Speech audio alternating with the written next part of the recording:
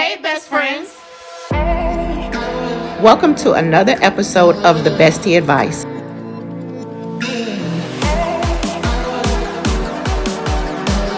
where we discuss all things relationships.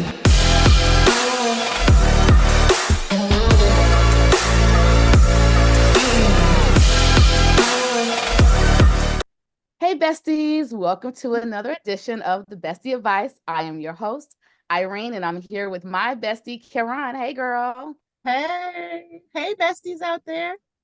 And today we are so excited. We have a special show for you. It's another show about what? Friendship, not only friendship, but best girlfriends. And I am just honored to have the woman of God, two women of God. But my mentor is on here. Yes. Dr. Toni Alvarado, all the way from Atlanta, Georgia, but she is originally from here, Chicago, Illinois. She hails from the South Side. And I'm so happy to have her on tonight. I literally just went through her coaching program. And when I say God, along with her wisdom, my life was truly, truly transformed holistically from my mindset to weight loss goals, even career changes. She is truly the real deal. And so she is Dr. Antoinette G. Alvarado. She's the co-pastor of Grace Church International, founder and executive director of My Sister's Keeper Foundation for Women, and the president of Targeted Living Coaching and Consultant, LLC. Dr. Toni, as she is affectionately called, she is a dynamic preacher, speaker, workshop presenter. If you've ever heard her preach, it's like, where is this coming from? And she's a good singer. She's the author of many books: Run and Don't Be Weary, The Pursuit of Purpose and Destiny, Stoking the Fire of Your Dreams, and Harmonize Your Life, A Journey Towards Self-Care. And she co-authored Let's Stay Together, a relationship strategies for successful marriages, along with her husband, the one and only Bishop, Dr. Jonathan E. Alvarado. And she's a mother and a new grandmother.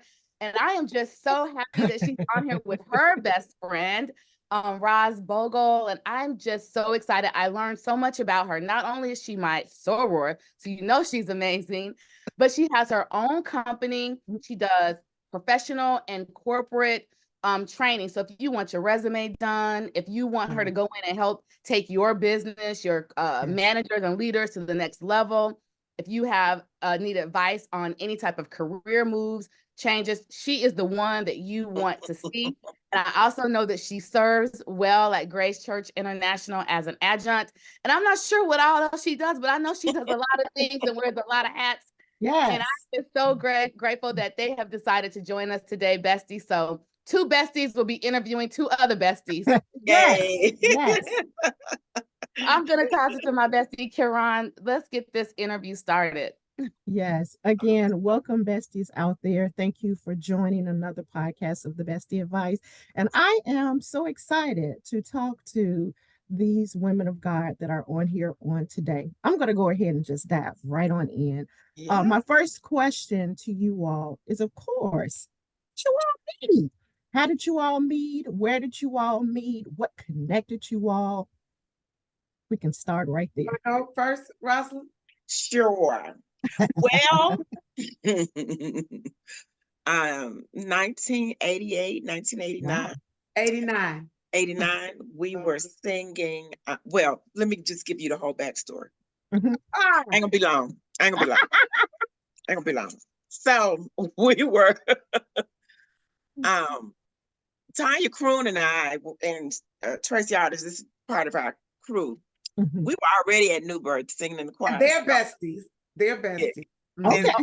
Okay. And so when Tony came, we were already there, you know, and you would have to know, we called it Jehoshaphat's Army. It was like, it wasn't 300, but it felt like 200 voice 200 people in the choir. Oh my goodness. We were like, you know, we held the Tanya. I mean, a real 200 voice choir. It was, for real. For real. I mean, thick. And we were holding the alto section down because, you know, we sing too. Right. So in come this little chocolate thing with this thick hair. And we was like, and I think we met her. saw her on a Sunday, Mhm. and Bishop Long, Pastor Long at the time, he called her up to sing, and baby, she let the church have it. I'm sure. So me and Tanya was like, and who this? You know, 'cause remind you, we done been to start a show. And so, but baby, I don't remember what she said, but we was like, okay then. So Right. needless to say, she was an alto. She came over there with us, and that's how we met and we connected. And all three of us was like just held it down, held on. You Alto became the section, crew. The became 4 the of us crew. became the crew. Yes, yes. And so that's how we met. That's how we met. And we've been up Wow. We all met the way in through church. together. In Yes. church. In church. Oh, sounds And then- familiar. Yeah, right. Exactly. We met in church, and then of course our friendship started there. And then I don't know how long it was, Rosin, when we became roommates, because we shared an apartment too Oh, it was for a minute, maybe a few years after that. Yeah. It couldn't have been more than, But you were 'cause with I got Kathy. married 4 years later, Okay, then it probably wasn't that long because maybe you about guys 2 were years. roommates first. Yeah, me and Kathy were, and then you and I. Yeah, so we were roommates, and Mhm. we just hit it off. And it's so funny because we're so different in our personalities in a lot of ways. Oh yeah. we even had people say, so now how y'all friends? Cause Oh, wow. how Wow. does that work? What's the differences? What's the Yeah. difference in your personality? Mhm. Well, Toni's Roz, serious. I mean, she's you know, when her mind is made up about anything. I mean, literally, when we were roommates, she said to me, knew that the Lord called her to pastor, and she never deviates. She Mhm. never you know, like, oh, okay, I think I'll try this. No, no, no, no. Mine is always this. But serious in the sense that, and I think that comes from her being the older child of Mhm. four of them. Well, I was actually a mom's real child. They were foster. she calls us the Fosters. Adopted father. She said Yeah, she's they're the mom's Fosters. real daughter. Mom, that's so We're great to foster girls. foster, and you got 4 girls that look just like you. That was good. That was good. But yeah, and I think for her it's And then she just Rosalind sets her mind. Rosalind was more of a she's real outgoing, life of the party kind of person. And I'm a people person, Mhm. but it takes me a minute to warm up to people. Rosalind kind of, she go in there, hey y'all, and I'm like checking everybody out first. Right. Before I Yes. start talking. Mhm. Yeah, she So gives we that just kinda Chicago vibe, like We'll see. I don't be trusting nobody. So. Right. Oh God, yeah. But yeah, so we're just kind of different. Roz don't speak her mind. That's good. Mhm. And Right. you don't. Yeah. You don't. I do, but I don't do it as readily.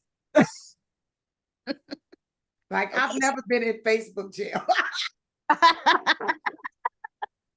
Well, I haven't been in the last quarter. Oh. Well, that's good. That's a good thing. Right. Right. Rod's gonna get you Progress. told, baby. Progress. She gonna get you told, and she gonna add a little flavor to it, a little color, some expletives. So how did you guys get the nickname I Love It, Lucy and Ethel? I love that. Because of our personalities. When you look at Lucy and Ethel, Mhm. first, Lucy was always getting in trouble. And Ethel would be the voice of reason. Like, Yeah. Like, we are you can't do sure you that. want to do this? You sure? Right? Why are we doing Yes. this? That kind of thing. So if you look at, Yes. and it's one of my favorite shows growing up. Yeah. Mhm. And so we just kind of grabbed a hold of that, looking at their personalities and Mhm. things like that. And then, of course, in our sitcom, Ethel Right. is married to Ricky. Right. Yes. Yeah. Right. So, Yeah. And there, Yeah. and there Our is no sitcom is Fred. good. There's And no there's Fred. There is no Fred. there's no, because there's been a few Freds. Hey. Don't judge me. Judge. So, I have a question as far as, because you both are such good friends. You met, Yeah. in the late 80s. And so I know that friends have come and go in both of your lives. Mhm. Have you tried to integrate friend groups, or, how do you just maintain your nucleus, like your friendship? Because I know, Dr. Toni, I've met some of your dear friends here that came to see you preach, or God's sister. I met other, friends that you And have. Janine and Felicia, Janine and Felicia are probably my oldest girlfriends in terms of chronologically. I've Yes. known the longest. And another friend, Sunita, who's in Chicago. So my girl, my three childhood girlfriends, Sunita, Janine, and Felicia, we're still friends. But distance and proximity makes a difference. So I've been in Georgia now 35 years. And although I've maintained those relationships, and they're good friends and good girlfriends and sisters. And we're there for each other. There's nothing they know Rosalind, they love Rosalind, she loved them. But I think the fact that me and Roz are in Georgia together, we're doing life together. We're doing at the stage of our lives, and for 35 years, Rosalind, we were roommates at one point. We've just done life together, good times, bad times, happy times, sad times. So her getting married, her having a miscarriage at one point, her having to leave a marriage, and me helping her leave. Well, the second one, I didn't help you leave. The first, I helped you leave the first one, because I actually literally went and helped her move. She did, because I called her. It was an abusive relationship, and she needed. Okay. I was like, come get me. And she didn't have any questions. She was just like, where are you? I'm on the way. Right. And we packed up and left. Wow.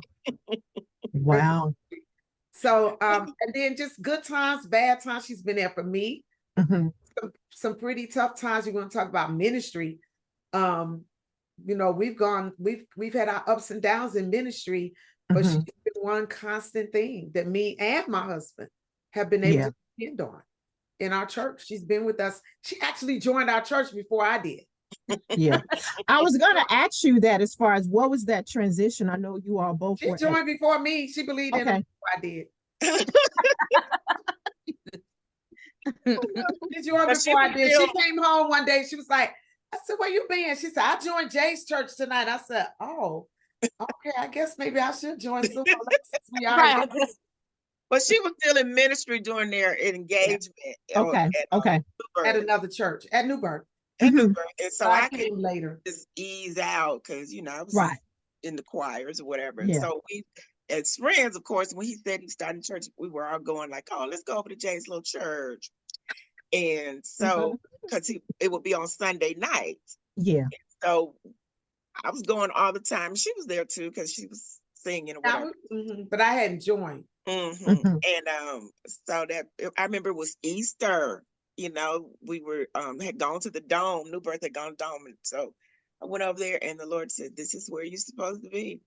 I was like, "Wait, you know I'm popular at New Birth, right? You want me to leave?" Popular.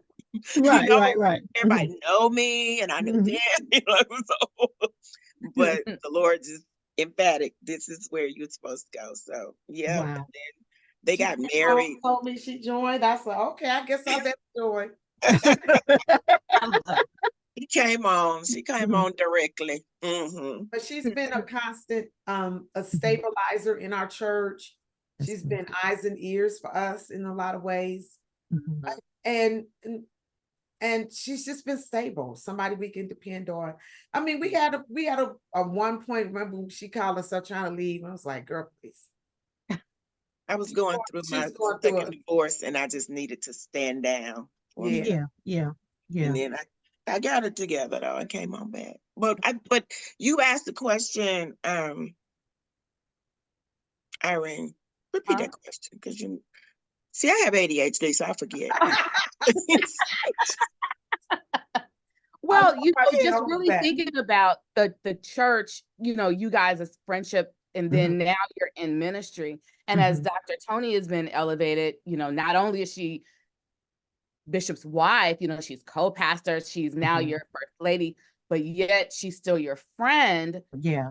Well, and I think that I hear where you're going with that. And to be honest, let's just be transparent about the growth in that, you know, and having to mature through some things, That's good. That's good. you know, because it wasn't like, again, you know, Toni and I were young women together, roommates and hanging out and or whatever. And she didn't hang out like I hung out. She never went to a club. I, on the other hand, turn up.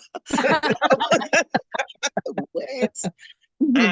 But you know, so just having to even in church, me having to make the shift of she's just not my friend anymore.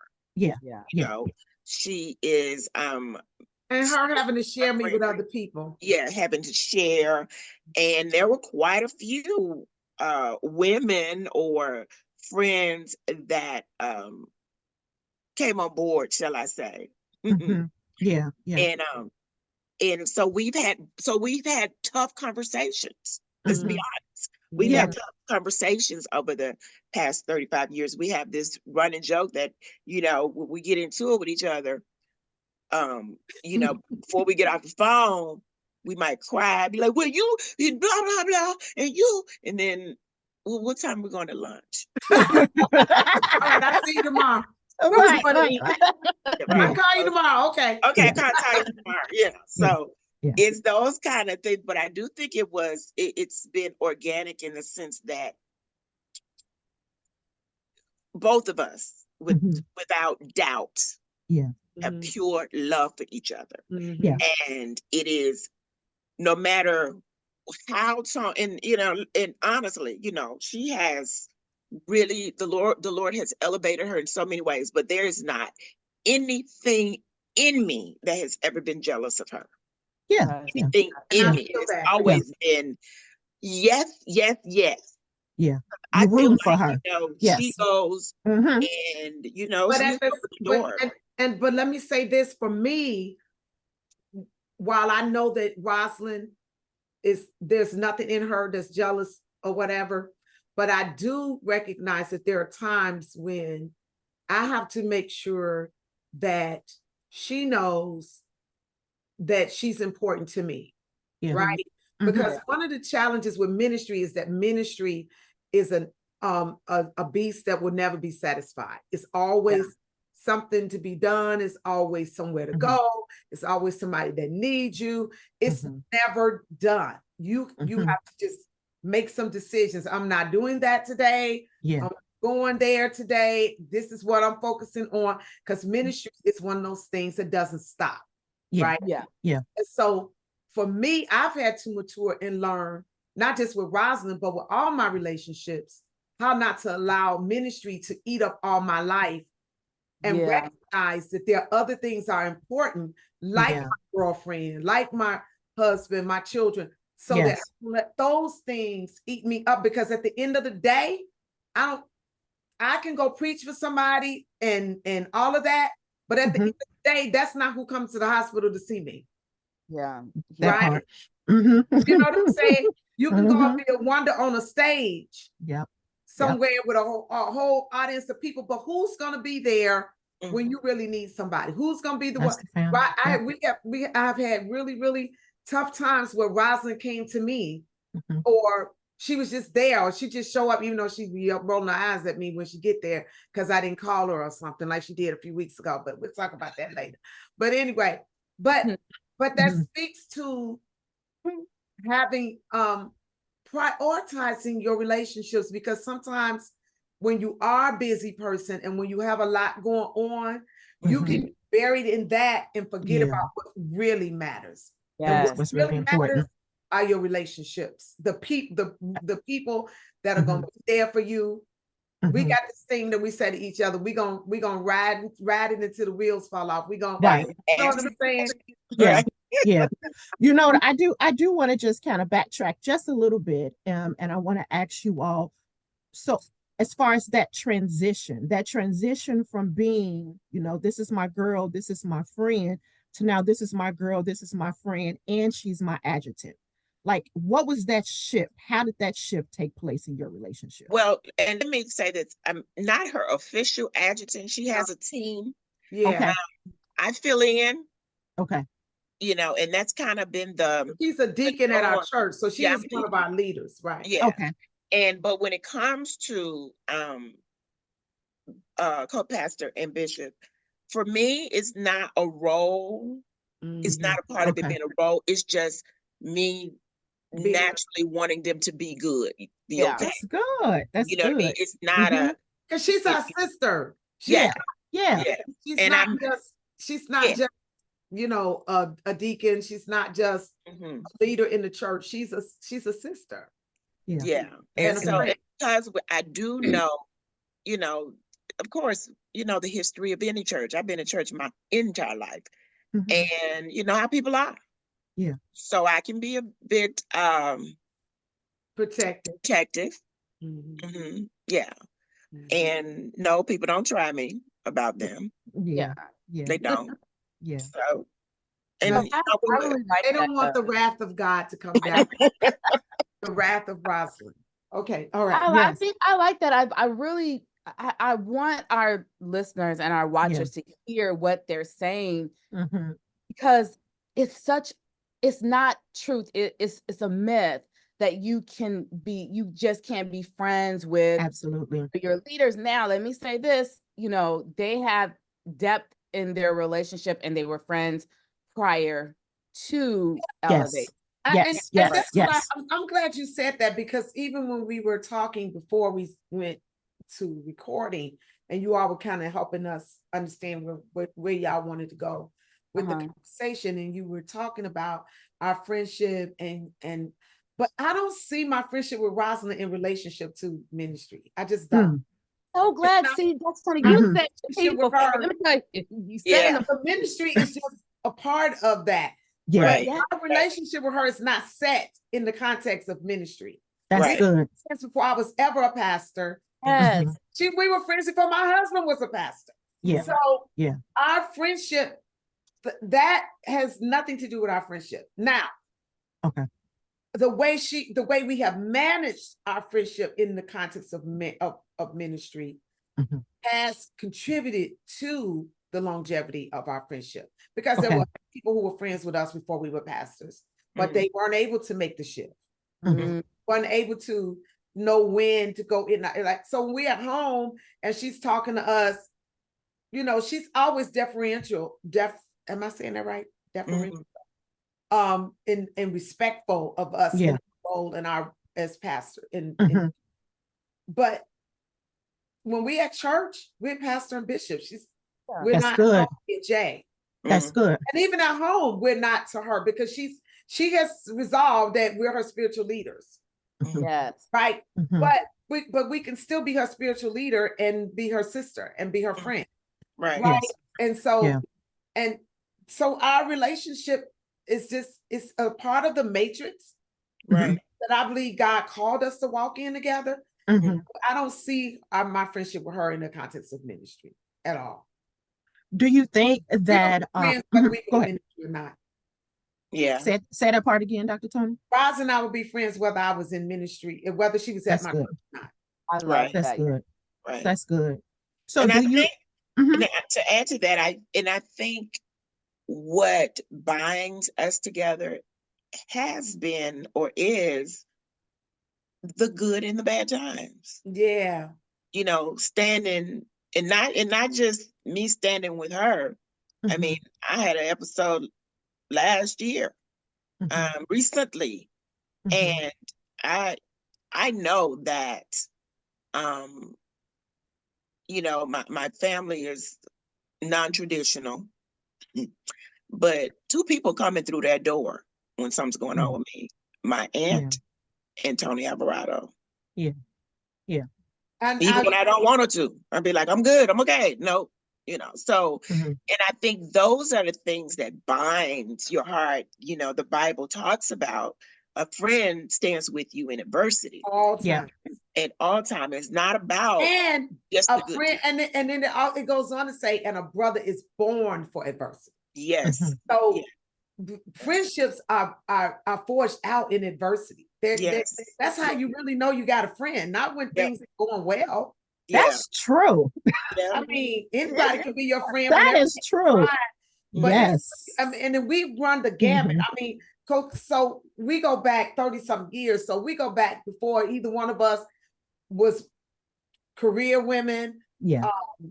I mean, we're talking about sharing a car, Yeah. talking about Oh, tell that story. Let me tell it. So, y'all, my car was repossessed. Let's just call it what it was. I wasn't gonna tell your business, but I mean, look, I don't care. So, anyway, so Toni said, were we roommates? I think so. Mhm. No, because I was living on Memorial Drive then. And that I was living on Memorial Drive then. Oh, you're right. I sure But was. we weren't roommates. We weren't roommates yet. Yep.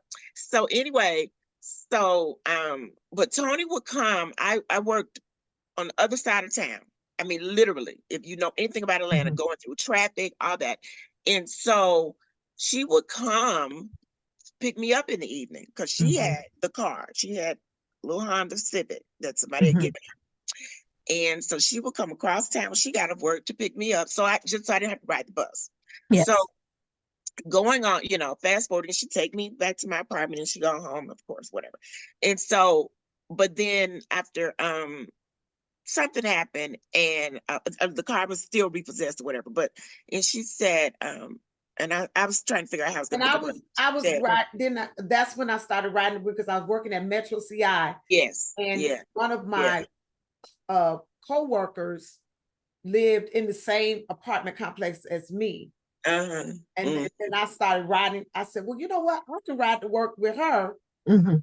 So And then she gave me her car to go to work, and she Wow. bummed the ride. Friend. Yeah. That's She bummed good. the ride. That That's is good. love. Yeah. Mhm. That's good. That's good. Yeah. I do And want to ask you. tell Go them about ahead, the Dr. time, Toni. Ross, when we was in that same car. Mhm. Oh, And I sorry. went to pick Roz up from work one day, but we didn't have no gas. And so we was like, now how we gonna get back home? I mean, you had no gas and how much money?